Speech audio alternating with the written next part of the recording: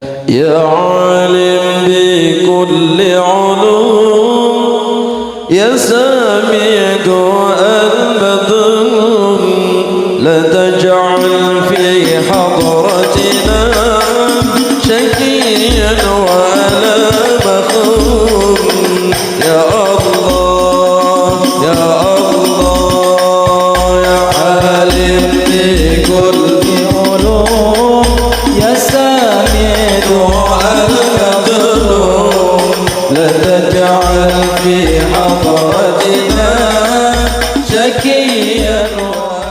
Qala Rasulullah sallallahu alaihi wasallam li Ali bin Abi Thalib, ya Ali, ibda' man lakita minal muslimin bis salam yaktubullahu laka isyrina hasanah wa ruddas salam wallahu yaktubu liman raddahu arba'ina hasanah.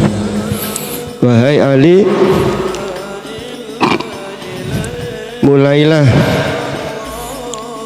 pada orang yang engkau temui dari orang muslim dengan baca salam, maka Allah menulis bagimu 20 kebaikan. Dan balaslah, jawablah salam, maka Allah akan menulis bagi orang menjawab salam 40 kebaikan.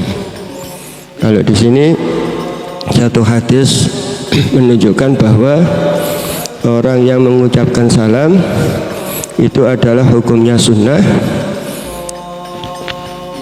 yang akan mendapatkan pahala 20 kebaikan. Dan orang yang menjawab hukumnya wajib yang akan mendapatkan pahala 40 kebaikan. Kalau di sini yang lebih besar, yang lebih banyak adalah orang yang menjawab. Tapi di hadis lain disebutkan bahwa orang yang mengucapkan salam hukumnya sunnah dan menjawab salam hukumnya wajib. Itu salah satu perkara yang sunnah lebih besar pahalanya daripada wajib. Kenapa?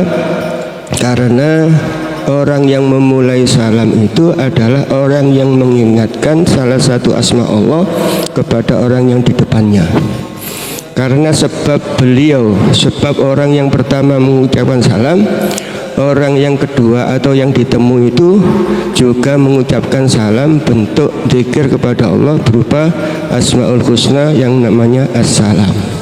Sehingga dia akan mendapatkan pahala 2 kali. Dia mengingatkan zikir kepada orang yang bertemu, dan dia sendiri mendapatkan pahala zikirnya, yaitu bacaan As-Salam.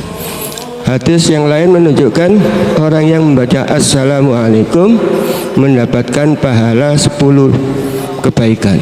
Kalau dibacakan Assalamualaikum warahmatullah mendapatkan pahala 20 kebaikan. Kalau dibacakan Assalamualaikum warahmatullahi wabarakatuh, dia akan mendapatkan pahala 30 kebaikan. Begitu juga sama orang yang menjawab salam, apabila jawabannya itu Waalaikumsalam, berhenti di situ, maka dia akan mendapatkan 10. Apabila dijawab Waalaikumsalam warahmatullah, akan mendapatkan pahala 20. Apabila dijawab dengan lengkap Waalaikumsalam warahmatullahi wabarakatuh, akan mendapatkan pahala 30 kebaikan. Dari hadis lain termasuk orang yang akan mendapatkan surga, yaitu Nabi bersabda, ya ayyuhan nas afsyus salam, wahai para manusia sebarkan salam, wa atimut ta'am, dan berilah makanan-makanan, wasallu wasilu al-arham, dan sambunglah silaturahmi, wasallu bil laili wan nasuniyam, dan sholatnya di waktu malam, waktu manusia sama tidur. Tadkhulul jannata bisalam, kamu akan masuk surga semuanya dengan keselamatan. Nah, ini syarat-syarat orang-orang yang akan masuk surga. Termasuk syarat yang pertama menyebarkan salam. Yang kedua memberi makan atau nafkah atau sedekah, apalagi zakat.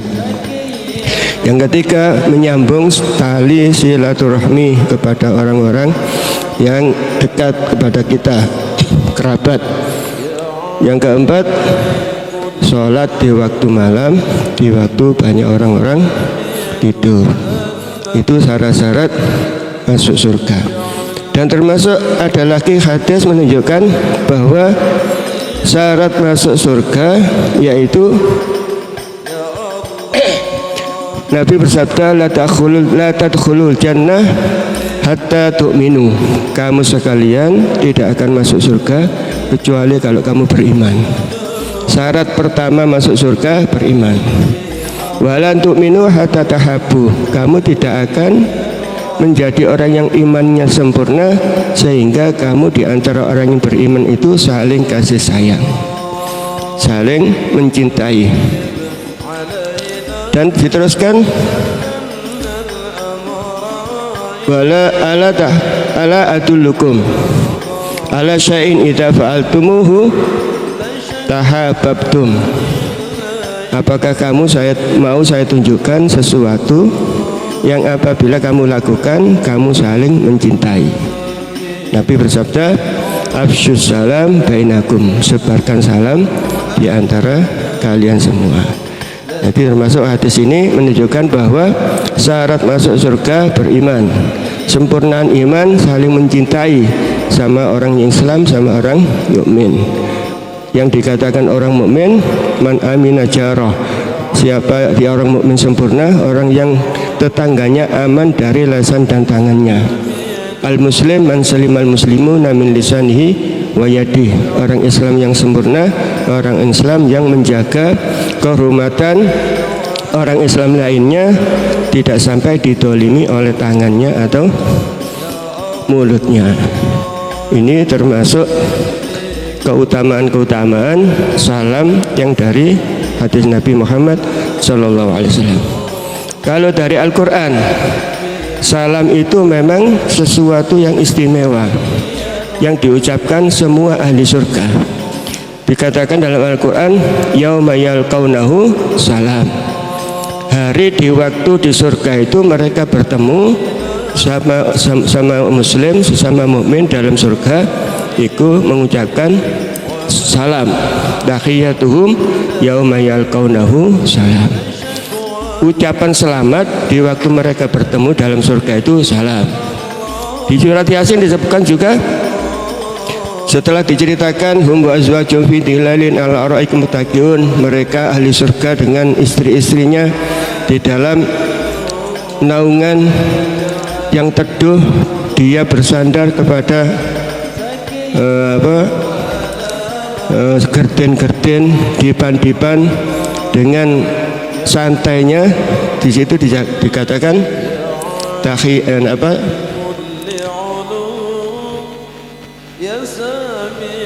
salamun qaulam mir rabbir rahim. Ucapan salam yang diucapkan dari Tuhan yang Maha Pengampun, yang Maha Kasih.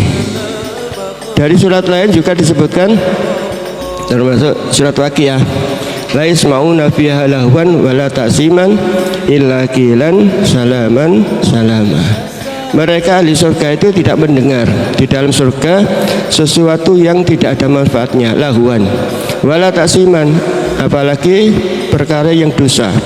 Ucapan yang dosa itu tidak ada di dalam surga, illa qilan salaman salama, kecuali diucapkan selamat, ucapan salam. Jadi ucapan salam ini termasuk ucapan ahli surga.